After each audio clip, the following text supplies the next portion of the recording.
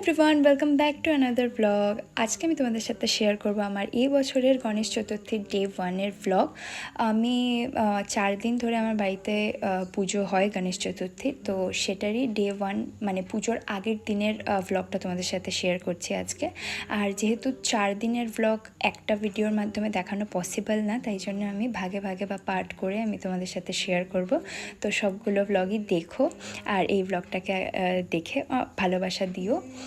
তো দেখতেই পেলে আমার বাড়িতে ডেকোরেশন হলো, তারপর ডেকোরেশনের পর আমার গণ্য বাবাও চলে এসেছিলো, তো ওকে বরণ করে ওর জায়গা মতো রেখে এখন আমি বসে গেছি। এটা কিন্তু রাত্রের ক্লিপস তোমাদের সাথে শেয়ার করছি। তো এখন আমি বসে গেছি ও যে জায়গাটাতে বসবে ওই জায়গাটাতে আলপনা দিতে, মানে আগে থেকেই আলপনা ছিল, বছর বছর ওখানে এটা ওটা পুজো হয়, তো সেখানে আমি আলপনা করেই রাখি।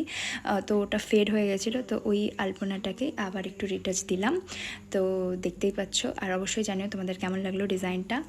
তো এটা কিন্তু পরের দিন, মানে আমার বাড়িতে ভোরবেলা এটা পুজোটা হয়। আমার বাড়িতে 3বার পুজো হয় একদিনে।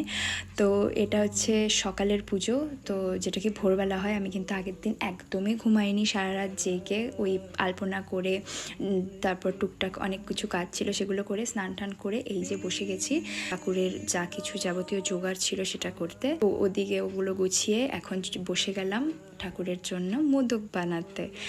আর তোমরা সবাই জানো যে গণপতি বাপ্পার মোদক আর লাড্ডু ভীষণই প্রিয়, আর আমি চেষ্টা করি আমার নিজে হাতেই তার জন্য কিছু না কিছু বানিয়ে, বিশেষ করে তাদের পছন্দের কিছু খাবার বানিয়ে দিতে।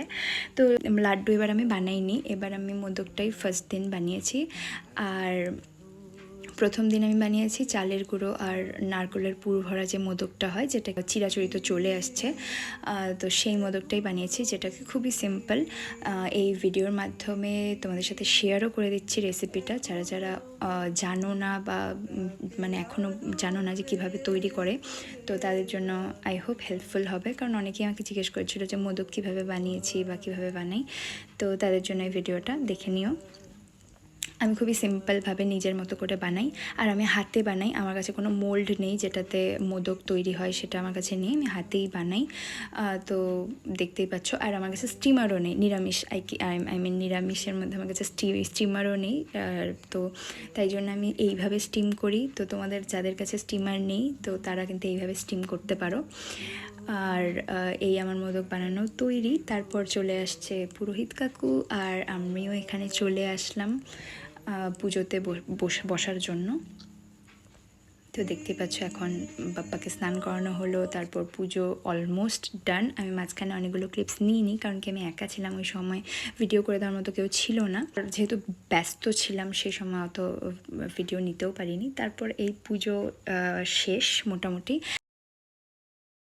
আর এখন যে দেখছো এটা হচ্ছে সন্ধ্যার আরতির পুজোর টাইমে তোমাদের সাথে একই ব্লগে শেয়ার করে দিচ্ছি।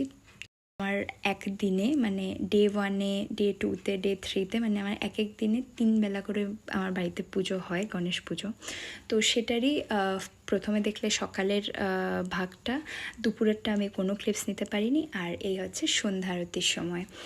তো আমাদের এই 3 দিন ভীষণই মজা করে কাটে, খুবই ভালো লাগে, ভীষণই একদম মানে মনটা একদম শান্তি হয়ে যায়।